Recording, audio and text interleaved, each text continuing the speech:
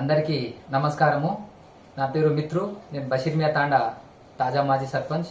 ఇప్పుడు మనము వాన పడ్డప్పుడే చిల్కవాగు గురించి చెప్తుంటాం కాబట్టి నేను ఏమంటున్నా అంటే చిల్కవాగు ప్రత్యేకంగా మన ఎమ్మెల్యే గారికి ధన్యవాదాలు. ఎందుకంటే సెక్రటరియట్కి మన ఇరిగేషన్ డిపార్ట్మెంట్కి కనీసం లేదన్నా మన ఎమ్మెల్యే గారు 15-16 సార్లు వెళ్ళింటారని నా అంచనా. ఎందుకంటే నేను అడిగిన సార్ వెళ్ళిండ్రంట, వెళ్ళి దాన్ని ఏదో విధంగా చేసి సాధించడం జరిగింది. ఆ చిలుకవాగు మ్యాప్, పాత మ్యాప్ ఏ విధంగా ఉందో ఆ విధంగానే తీసుకుంటా వస్తే బాగుండేది. ఎందుకంటే మొన్న కమిషనర్ సార్ గిట్ట చెప్పడం జరిగింది 16 కోట్లతోటి శాంక్షన్ అయిందంటనే.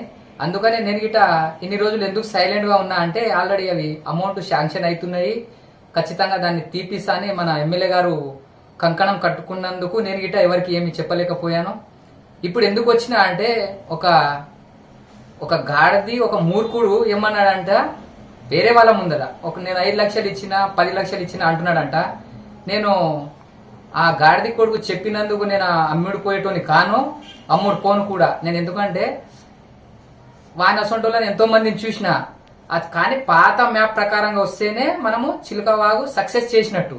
ఒకవేళ ఏదో ఉంటాడు కదా కొద్దిగా ఇక్కడ నుంచి పోతుంది అంటేనే అందరికంటే ముందు వచ్చి చూపిస్తాడు. కాబట్టి నేను పాత మ్యాప్ తెప్పించి ఎమ్మెల్యే గారు ఇరిగేషన్ డిపార్ట్మెంట్ నుంచి ఏ విధంగా చెప్పిస్తారో చెప్పించి క్లియర్ కట్గా అక్కడ నుంచి మన ఫ్లైఓవర్ వరకు చేయాల్సిందిగా కోరుతున్నా.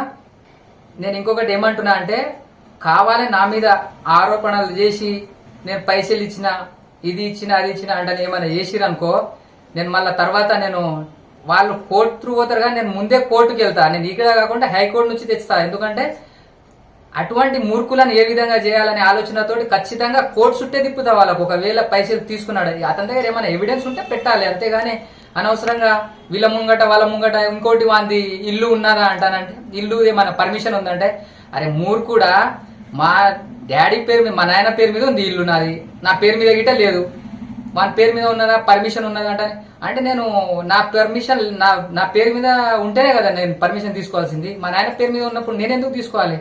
కాబట్టి అది ఒక్కరికే చెప్తున్నా, నువ్వు ఇటువంటి ఆరోపణలు చేసినావనుకో బిడ్డ, నువ్వు అనుకుంటున్నావు కానీ తాండూరు ఎలక్షన్ అయిన తర్వాత మళ్ళా నువ్వు తాండు ఇడిచిపెట్టి పంపించేటట్టు చేస్తాను నేను. నువ్వు అనుకుంటున్నావు వీడింతే ఉన్నాడు ఏం చేయడు అనుకుంటున్నావేమో, కానీ ఒకసారి నువ్వు కరెంట్ వైర్ తీగని పట్టుకుంటే ఏ విధంగా తెలుస్తుందో నన్ను పట్టుకుంటే ఆ విధంగానే తెలుస్తుంది బిడ్డ. నువ్వు అనుకుంటున్నావు, జాగ్రత్తగా ఉండు అంటే హెచ్చరిస్తున్నా నీకు.